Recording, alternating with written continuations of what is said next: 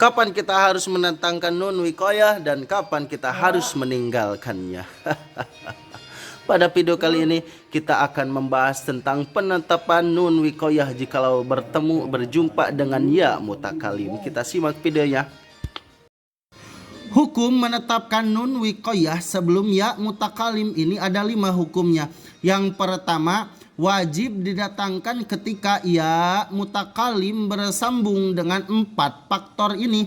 Yang pertama, fi'il madi, contoh dorobani, jangan dibaca dorobi. Yang kedua, fi'il mudhore, contoh yadribuni, jangan dibaca yadribi.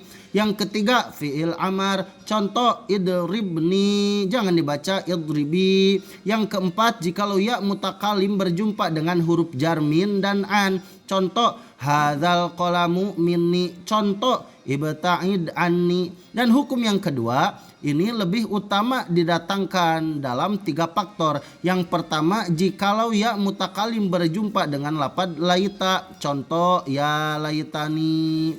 Yang kedua, jikalau ya mutakalim berjumpa dengan lafaz ladun, yang mana ladun ini termasuk dorob, contoh qad balagtu min ladunni uzron. Yang ketiga, jikalau ya mutakalim berjumpa dengan qad dan qad, ini termasuk isim mabni yang artinya cukup, contoh qadni, contoh lagi qadni.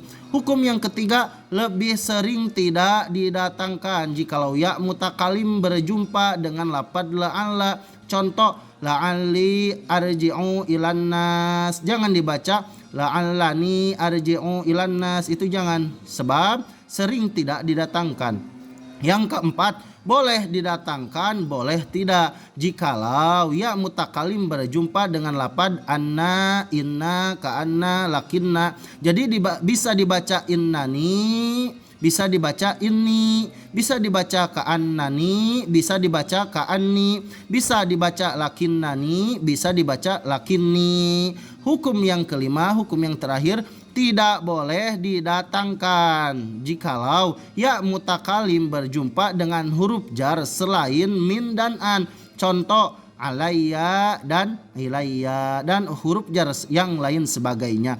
Yang kedua, semua isim selain lafaz qad, ladun atau isim mabni ta, contoh kolami, jangan dibaca kolamani, itu jangan, sebab tidak boleh didatangkan. Contoh lagi kitabi, jangan dibaca kitabani. Contoh lagi jaujati, jangan dibaca jaujatani. Mudah-mudahan manfaat. Amin ya Allah ya rabbal alamin. Sekian, wassalam.